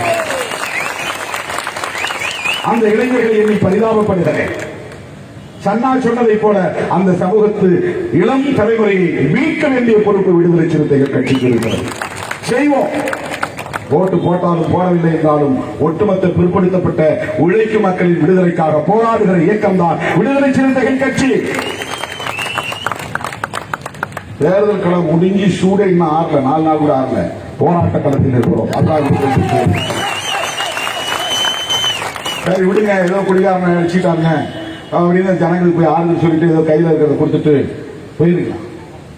விடுதலை சிறுத்தைகள் அப்படி போக மாட்டோம், எந்த இடத்தில் நீர்த்து போக மாட்டோம். தேர்தல் அரசியல்களை நீர்த்து போக செய்யாது. தேர்தல் களத்தில் இருந்தாலும் விடுதலை சிறுத்தைகள் வீரியம் குன்றாமல் புரட்சியாளர் அம்பேத்கரின் பாதையில் நடக்கக்கூடியவர்கள், போராட்ட களத்தில் நிற்கக்கூடியவர்கள். சூர்யாவையும் அர்ஜுனனையும் படுகொலை செய்த இந்த சம்பவத்தை எப்படி நாங்கள் கடந்து போக முடியும்? உங்கள் சோசியல் இன்ஜினியரிங் என்கிற இந்த அற்பமான அரசியலை அம்பலப்படுத்தாமல் எப்படி நாங்கள் அடுத்த கட்டத்தை நோக்கி நகர முடியும்? திராவிட முன்னேற்ற கழகத்தை குறிவைத்து இவர்கள் களத்திலே இறங்கிறார்கள். திராவிட முன்னேற்ற கழகத்துக்கு முட்டுக் கொடுக்க வேண்டிய தேவை விடுதலை சிறுத்தைகள் கட்சிக்கு இல்லை. விடுதலை சிறுத்தைகள் முட்டுக் கொடுக்கும் அளவுக்கு திராவிட முன்னேற்ற கழகம் பலவீனமாகவும் இல்லை. சில முட்டாள்கள் மூடர்கள் திருமாவளவன் போய் தாங்கி பிடிக்கிறார் திமுக. திமுக ஒரு பெரிய கட்சி, அது அத்தனை கிராமங்களிலும் கிளைகளை கொண்ட ஒரு பெரிய இயக்கம், 1 கோடி உறுப்பினர்களை கொண்ட ஒரு இயக்கம்.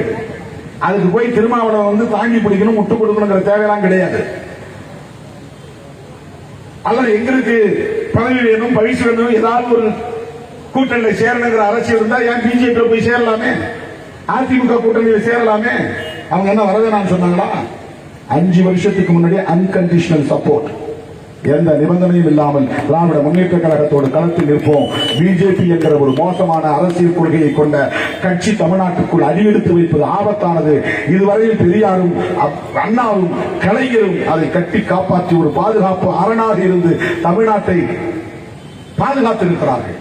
அது அரசியல் ரீதியாக பாதுகாத்திருக்கிறார்கள். இப்ப கலைஞர் இல்ல, ஜெயலலிதா அம்மாவை சும்மா சொல்லக்கூடாது. அவங்க பார்ப்பன சமூகத்தை சார்ந்தவர்களா இருக்கலாம். சட்டசபையில வெளிப்படையா சொன்னாங்க, நாம் பார்ப்பாத்தி தான் சொன்னாங்க.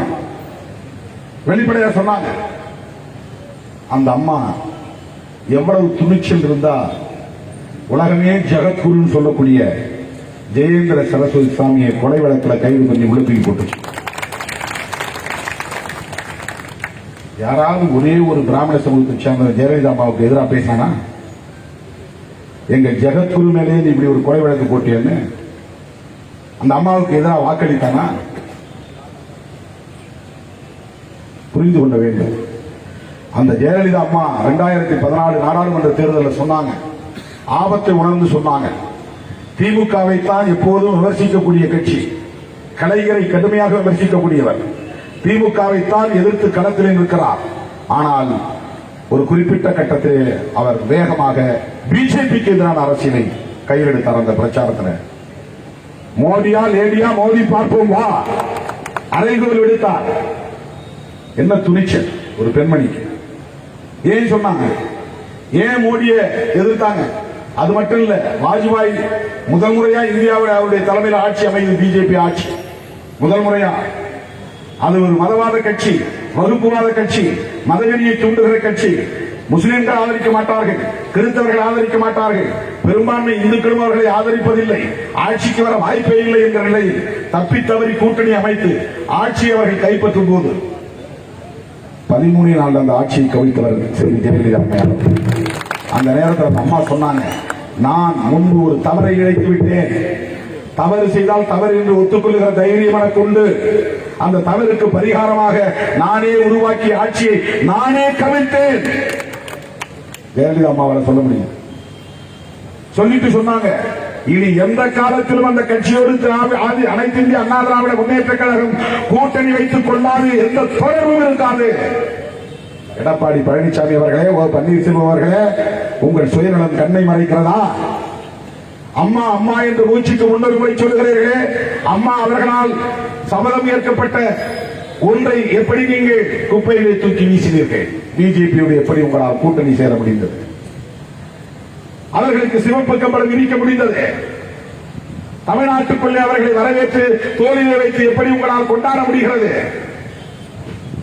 இந்த நிலையில் தான் திராவிட முன்னேற்ற கழகத்தோடு நாம் கைகோர்த்து நிற்க வேண்டிய கோட்பாட்டு உறவாகத்தான் விடுதலை சிறுத்தைகள் கட்சி 6 இடங்களுக்கு 6 தொகுதிகளுக்கு கையொப்பமிட்டோம். அந்த இடத்தில் கூட நாங்கள் திராவிட முன்னேற்ற கழகத்தோடும் இடதுசாரி கட்சிகளோடும் இன்னும் பிற தோழமை கட்சிகளோடும் நாங்கள் களத்தில் கைகோர்த்து நிற்பது வெறும் பதவிக்காக அல்ல, பரிசுக்காக அல்ல, 6 இடங்களுக்காக அல்ல. ஜெயிச்சுதான் ஆகணும்னு சொன்னா சன்னா சொன்ன மாதிரி 6 இடத்திலும் உதயசூரில் நின்றிருந்தா அவங்க தூக்கி கொண்டாடி இருப்பாங்க இன்னும் பல மடங்கு. அந்த இடத்தில் கூட அண்ணன் தளபதி ஸ்டாலின் அவரிடத்திலே எங்களுக்கான இண்டிவிஜுவாலிட்டி, தனித்துவத்தை நாங்கள் பராமரிக்க வேண்டிய தேவை இருக்கிறது. எங்களுக்கு ஒரு நீண்ட பயணம் இருக்கிறது. நாங்கள் வென்றாலும் தோற்றாலும் களத்தில் நிற்போம். உங்களோடு தொடர்ந்து நாங்கள் கை கொடுப்போம், களத்தில் கைகோர்த்து நிற்போம். நாங்கள் ஏதோ ஒரு சின்ன சுயேட்சை சின்னத்தை வாங்கிக்கிறோம். 10 நாள்ல பரப்ப முடியுமா? 24 மணி நேரத்தில் பரப்ப முடியும்.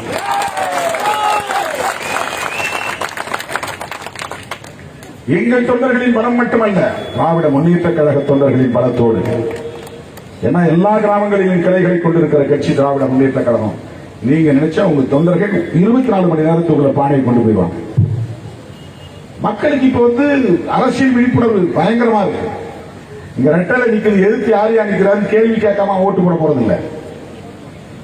எதிர்த்து நிக்கிறது யார் அப்படியெல்லாம் சின்னம் தெரியாம போய் ஹேனதானன்னு வாக்குச்சாவடியில் போது ஏதோ ஒரு சின்னத்துல குத்தக்கூடிய அளவுக்குலாம் இன்னைக்கு தமிழ்நாட்டு மக்கள் கிடையாது.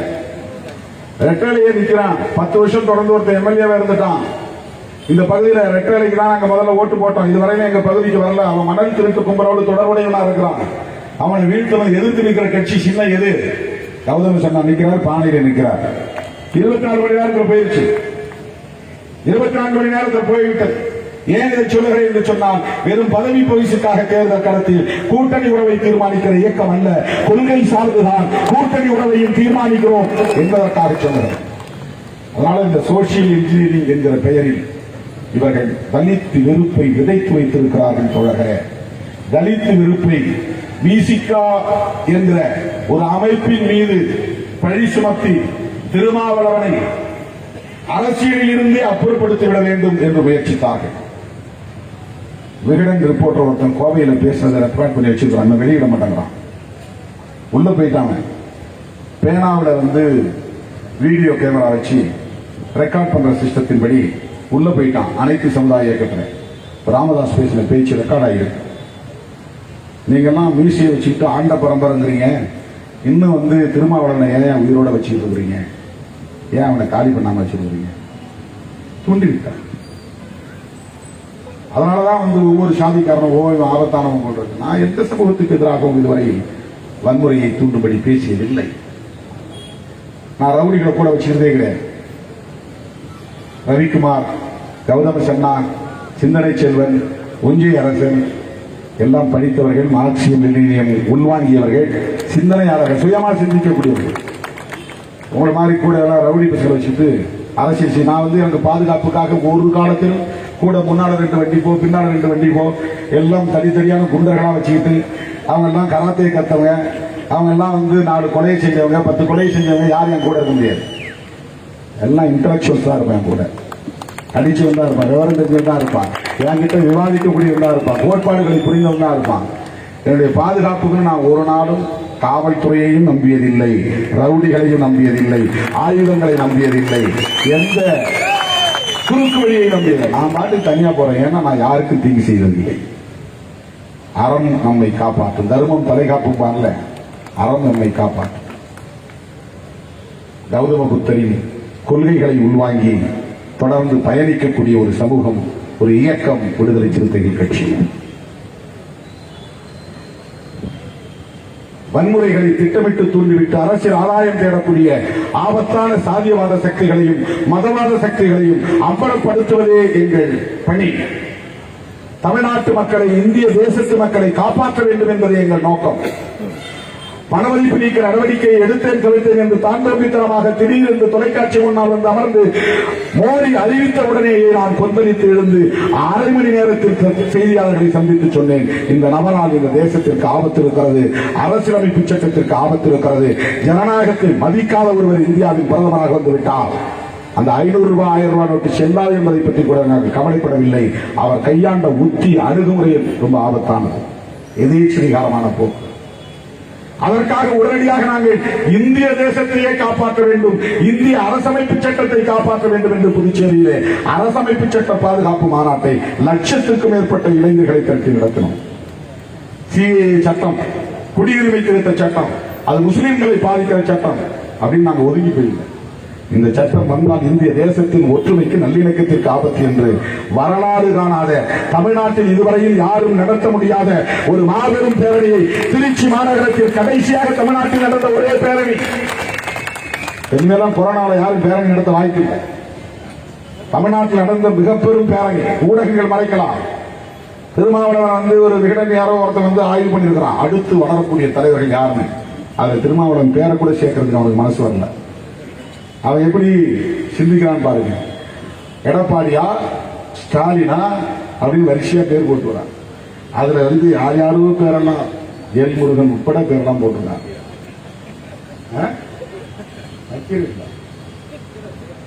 விகடன் குழு தான். ஏன்னா இப்பவும் விகடன் இந்த விஷயத்தை கக்கி இருக்கிறது. அவன் குடிச்சுக்கிட்டு இருந்த நண்பர்களுக்கு இடையில் நடந்த சண்டை, அவன் போய் விசாரிச்சாங்களாம், உண்மையை அப்படியே பதிவு செய்யறோம்னு போட்டிருக்கான் விகடன்.com. தெரியுது இவருடைய புத்தி என்னன்னு. அவன் சர்வே எடுக்கிறான், அதுல திருமாவளவன் பேர் இல்லை.